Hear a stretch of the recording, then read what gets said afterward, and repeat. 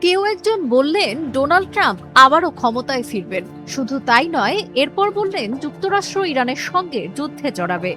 আর অবাক করার বিষয় হলো, সেই দুই ভবিষ্যৎবাণী সত্যি হয়ে গেল।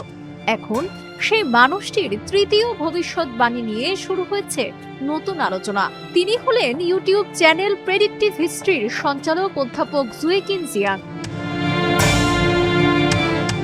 এবার মধ্যপ্রাচ্যের চলমান সংঘাত নিয়ে তার নতুন দাবি, এই যুদ্ধে শেষ পর্যন্ত ইরানের কাছেই হেরে যাবে যুক্তরাষ্ট্র ও ইসরায়েল।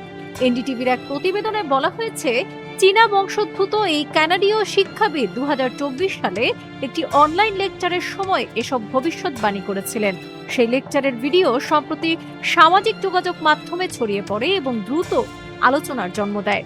সেখানে তিনি প্রথম ভবিষ্যৎবাণী করেন ডোনাল্ড ট্রাম্প আবারও মার্কিন প্রেসিডেন্ট হবেন। দ্বিতীয়ত, ট্রাম্পের নেতৃত্বে যুক্তরাষ্ট্র ইরানের সঙ্গে যুদ্ধে জড়াবে। এই দুটি ঘটনা সত্যি হওয়ায় অনেক সোশ্যাল মিডিয়া ব্যবহারকারী তাকে মজা করে চীনা জ্যোতিষী বলে ডাকছেন। কিন্তু কে এই জুয়েকিন জিয়াং? তিনি বেইজিং এ দর্শন ও ইতিহাস পড়ান। ইয়েল কলেজ থেকে স্নাতক করা এই অধ্যাপক কর্মজীবনের বড় একটি সময় কাটিয়েছেন চীনে শিক্ষা সংস্কার ও পাঠ্যক্রম প্রণয়নের কাজে। তাছাড়া তার ইউটিউব প্রজেক্ট প্রেডিক্টিভ হিস্ট্রির মাধ্যমে তিনি অনলাইনে বড় একটি অনুসারীর দল গড়ে তুলেছেন। তার লেকচারগুলোতে ইতিহাসের পুনরাবৃত্তি, ভূরাজনৈতিক প্রণোদনা এবং গেম থিওরি বিশ্লেষণ করে বৈশ্বিক ঘটনার সম্ভাব্য দিক তুলে ধরার চেষ্টা করেন তিনি।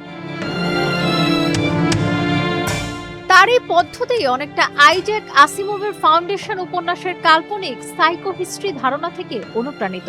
2024 সালের মে মাসে রেকর্ড করা এক লেকচারে জিয়াং যুক্তি দেন, ট্রাম্প ক্ষমতায় ফিরলে ভূরাজনৈতিক চাপ যুক্তরাষ্ট্রকে ইরানের সঙ্গে সংঘাতে ঠেলে দিতে পারে।